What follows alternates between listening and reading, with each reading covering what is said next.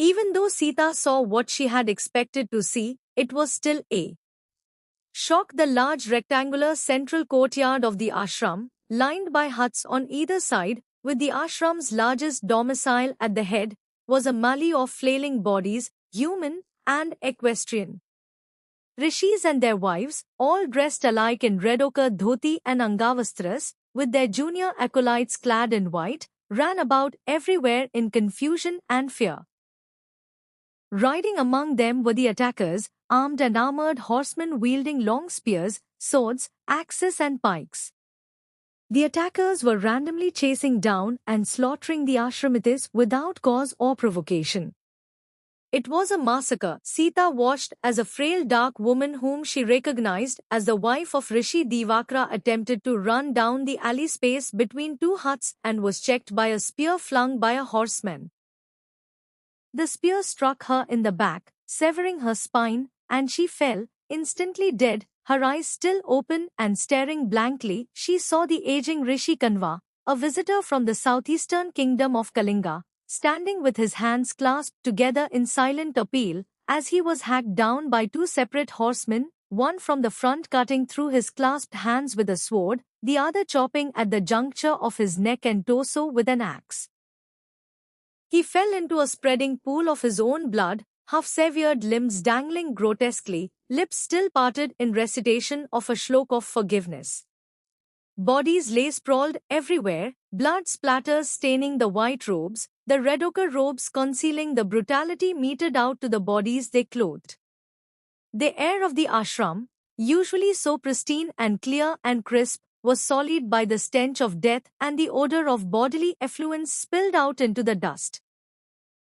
It had been a long time since Sita had seen such brutality, the brutality of unbridled human arrogance unleashed for its own selfish pleasures, male arrogance, to put a fine point on it, and she had forgotten how cruel men could be, Kshatriya men in particular, when embarked upon a mission they were convinced was their dharma to execute. Forest living was harsh, the animal kingdom was ruthless. Life itself was never easy, and nature herself posed as many relentless challenges to existence as she provided succor and nourishment. But this was naked male arrogance, the madness of muscle and virility unchecked, the naked lust for violence that some men insisted was a natural part of all humankind, but was, in fact, only an ailment of their own twisted psyches, perpetrated by them through generations in order to justify their own violent urges and lustful indulgences. Only an evil man spoke of good versus evil, and those who spoke of good versus evil always insisted they were on the side of good.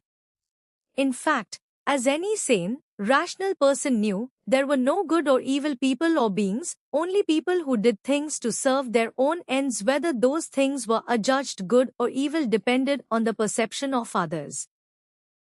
Yet, if she were to start believing in evil, this was as good a time as any. For what was being perpetrated here, under whatever guise or excuse, was an evil, abhorrent act. She had watched the horrific slaughter for only a few moments, the bare minimum time needed to orient herself to the sheer ruthlessness of the attackers and the shameless manner in which they pursued their given task. She witnessed only 3 actual deaths, although many other victims were already dying or about to be attacked when she appeared on the scene. And she could hear the sounds and screams from beyond the huts and within the huts as well. But it was all she needed to see and hear. There was no point in appealing to such men. Any Kshatriya who would ride into a peaceful camp, ignore the sacred appeal of a man of the cloth, and murder him as brutally as they had just murdered Rishi Kanva, were not men at all. They were monsters driven by a misguided madness, a fanatical devotion to an aberrant sense of dharma, soldiers who had the power to mete out life and death and were abusing it to slaughter rather than save, to murder rather than protect. They were exterminators driven by a distorted interpretation of dharma. Dominators, to coin a term. And there was no arguing or speaking to such dominators. They could only be stopped in one way: by killing them as quickly and efficiently as possible. She aimed at a helmed face with its mouth open wide in laughter, raising a sword high as it prepared to strike down a young rishi who had been ordained only days earlier, his face wet and shiny from copious weeping. She loosed and watched the arrow punch into the open mouth and through the back of the head, the arrowhead striking the inside of the hem with a metallic clanging impact. The rider toppled backwards off his horse, his sword striking the rump of another horse nearby and sending it bolting, knocking that rider off his aim as he was about to throw a spear at another woman running away in shrieking panic. The young rishi blinked through his tears, saw the arrow sticking out of the gaping mouth of the man lying on the ground, the man who had been about to kill him only a moment ago, and stared upwards uncomprehendingly. Unfamiliar with war and its methods, he could not fathom that the arrow had been shot by a mortal hand. He assumed that his soldier had been struck down by the Devas. Sita turned her attention to another target. A soldier on horseback was about to hack down a kneeling rishi with his parsu. The kneeling rishi was Rishi Angira, an old and venerated man known for his ascetic habits and ever-joyous temperament. The younger acolytes always joked that Rishi Angira had never lost his temper or said a word in anger all his life, so when he did turn angry, it would surely be an epic temper tantrum. Looking at him now, calmly cradling the head of a fellow Brahman Rishi Ashita, she saw, with a horrible disfiguring wound to his face and neck as he sat on the stoop of his own hut. Sita thought that if he was not losing his temper now, he never would. To have such self-restraint and single-minded conviction in his woes was beyond admirable. It was proof to her yet again of the inherent goodness and desire for peaceful coexistence that pervaded all creatures of the universe. That face, calm and self-assured even in the face of a hideous violent death, was proof that the natural state of all beings was peaceful existence. The face beyond the tip of her poised arrow displayed the exact opposite of that natural calm. It was a face distorted by its own anger and lustful energies, nostrils flaring as the man snarled in evident delight at his brutal task, swinging the parsu at a diagonal angle intended to lope Rishi Ashita's head from his body. To see a man use an axe for such an act was itself a reminder why the legendary Pasurma, Rama of the axe, had taken up the weapon, intended for chopping trees and wood, and used it to eliminate the Kshatriyas of the mortal realm 7 times over in order to teach them humility and respect for their own preceptors. Clearly, this Kshatriya had not heeded that lesson. She loosed and saw her arrow strike the man in the slim gap between his hem and his chest armor. It took him in the neck, passing through the soft liquid-filled stalk and punching through the other side in a small explosion of blood and gristle. His snarling turned to a liquid gurgling, and the parsu fell useless from his muscled hands as he grasped at his mortally wounded throat. He fell, thrashing in his death throes, singing a different tune from the cry of victory he had been snarling a moment earlier. She loosed 3 more arrows in quick succession, saw 3 more men fall. 2 of them were mortally wounded and died in moments, but one was forewarned by the fall of the soldier next to him, and swung away just as she loosed, the arrow gouging open a bloody track on his upper thigh but missing all vital organs.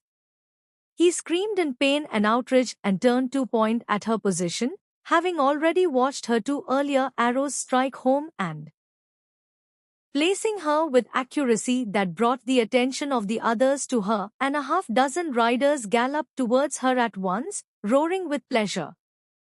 "It's her!" shouted one to the others, swinging his sword overhead as he came. "Remember the reward, men." She took him down with an arrow in the throat, wincing as his feet and hands tightened instinctively, bringing down his horse in a fetter-snapping fall. The horse screamed out the agony that he could not express, and she loosed again, and again, and again, bringing down another, and a third, and wounding a 4th. But there were still 3 riders coming at her, and she was out of time.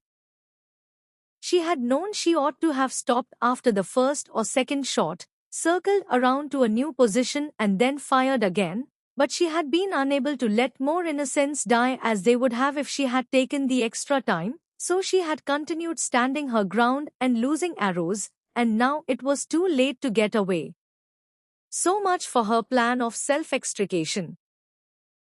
She leaped over the dead tree trunk that marked the northern boundary of the main ashram grounds, ducked behind an ancient banyan tree, and ran through the thickest part of the woods to make it harder for her followers. But there were more riders coming at her from the other side, and there were too many of them, and the same obstacles that made it harder from them to follow also made it harder for her to shoot while running with any degree of accuracy. She knew they would catch her in a moment, and when they did, she would be dead, so she made a decision in an instant. She leaped up on the Y-shaped cradle of an aging tree, swinging around and letting her back strike the trunk hard, bracing herself, then raising her bow and preparing to shoot the first horseman who came into sight. That eliminated their height advantage of being on horseback. There was no way for her to escape this alive now, but she would take with her as many of them as possible before dying. Nakhudi cried out with outrage. She had emerged from the forest into the Gurukul. This was a large clearing just north of the main ashram, used mainly for children's games, morning and evening group exercises, and rote chanting by Brahmacharyas, the youngest acolytes of the ashram. Unlike the more permanent denizens of the hermitage who were all Brahman by vocation if not by birth, these young acolytes could be from any varna. They were children sent here to be schooled in the Guru Shishya Parampara, also known as Upanishad, or learning by the side of the Guru, and they ranged from the age of 7 to 14. From the looks of it, they were the ones who had been here at the time of the attack, drilling in martial training exercises as they did every day, under the supervision of the rishis. The red ochre garb of the half-dozen rishis who had been supervising today stood out across the clearing, laying where they had been standing at the time of the attack. They were overwhelmed by the 36 other, much smaller bodies clad in white that lay sprawled around the clearing.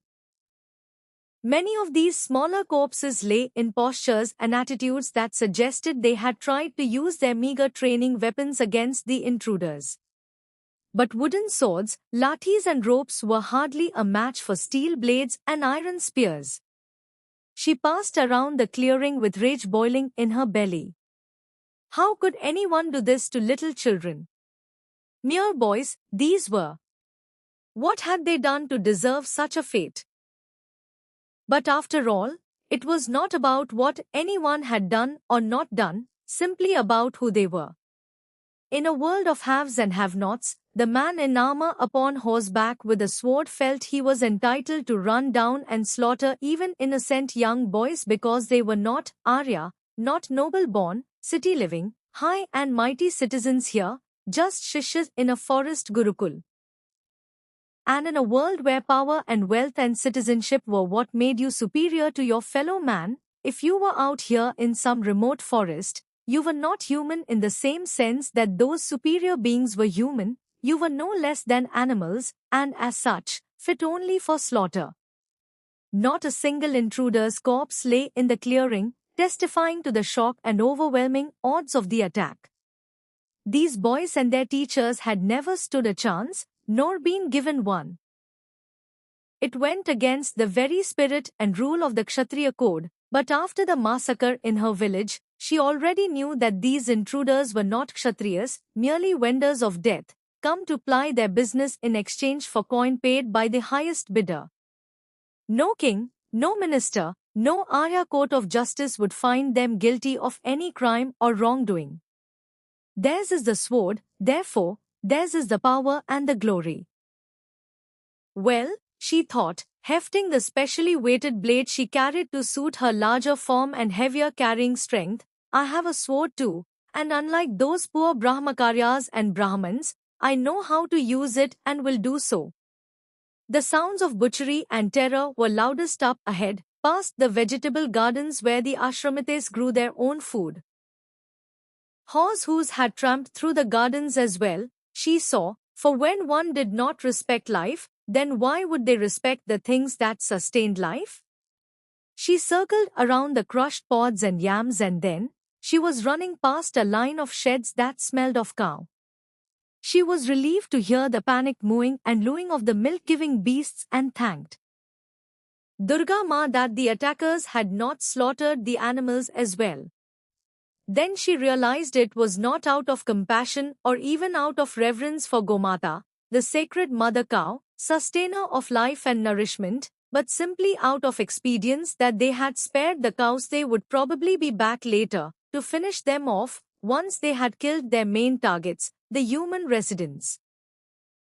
She came around a cow shed just in time to see a woman in saffron-colored Sadhini's garb come shrieking from the direction of the main ashram complex.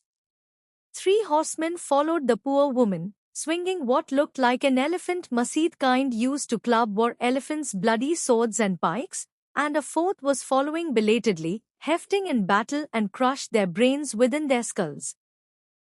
The faces of the men were glowing with excitement and lust, the lust for blood and slaughter that she had seen too often before.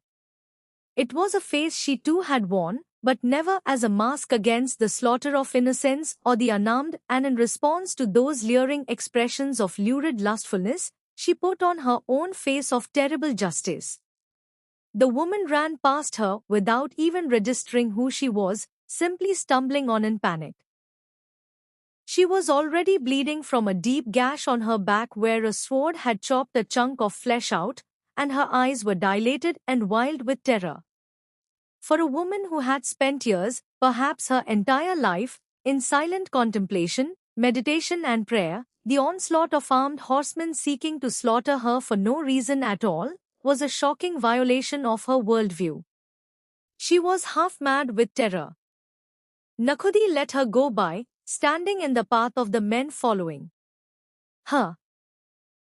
They too had eyes only for the task at hand, hunter to her hunted, and whooped and called out obscene words as they cantered down with the audaciousness of men who had no fear of anything and would do as they pleased to whomever they pleased. They were about to receive an object lesson in what they should not do. Nakhudi raised her sword and waved it at the first horseman, who was a good 10 yards ahead of the others. "You," she called out, "try me instead. I'm more fun to play with." He blinked and grinned, noticing her for the first time. She realized that even the sword in her hand had not caused him any concern. As far as he was concerned, he was king of the world and every living thing was his to command. He was wrong, and was about to find out just how wrong the hard way. He swung his sword in a loping action as he rode up, not slowing a whit. His intention was to cut her down and ride on after the Sadhini. She didn't try to deflect his sword. Defense was not her goal. Instead, she swung higher, raising herself up at just the right moment, and hacked viciously hard at the junction of his shoulder and arm. Her sword, weighted 1.5 times as much as most long swords, was strengthened by the rider's own forward motion. The blade sliced through the man's shoulder, severing armor, bone and muscle easily, and lopped off the entire arm. The arm, still clutching the useless sword, fell to the ground, and the man rode on, the fist-sized hole in his torso gushing deep crimson Hertz blood over the crushed vegetables. He made a sound like that of a child wailing, the kind of sound the youngest Brahmacharyas might have made when they had been cut down mercilessly by his associates and himself. She heard him fall off his horse behind her but did not bother to turn to look. She was busy greeting the other riders. The second one tried to skewer her throat with his iron pike. There were gobs of flesh stuck to the point, and she could smell the wreck of something awful as the weapon shot out at her with deadly efficiency. She dodged the point, feeling it scrape the edge of her collar, and plunged her sword blade upwards, into the gap between his armor and his belt. It stabbed deep into the region of his liver, and beyond, into his vitals, and he screamed much louder than the first man, sounding more like an animal than a human, and fell sideways onto her. She had been prepared for that possibility and hurled him over, sending him sprawling on the ground with a sickly cracking of bones and more animal screaming, freeing her sword with practiced effort. The third man shouted with anger. He had not expected to see his friends die before him, killed by a woman he probably assumed to be another Sadhini from the ashram, and was furious. He was the one with the elephant make, and he came at her with a speed and ferocity that almost undid her. She rolled in the nick of time across the path of his horse and narrowly missed having her skull stove in by the pounding hoofs, but then she was up and swinging, and he wailed with outrage as her sword hacked through his leather garments, severing his thigh. He swung the horse around for another pass, but she had slipped a throwing dagger into her palm from a belt at her waist, and she flung it at his throat where it stuck and cut off any further sounds of protest he might wish to produce. She turned just in time to see the last rider. He was, in fact, the third rider, but he had hung back after watching her cut down the first man raise a spear. There was no time to turn or dodge before he threw the yard-long length of wood and iron.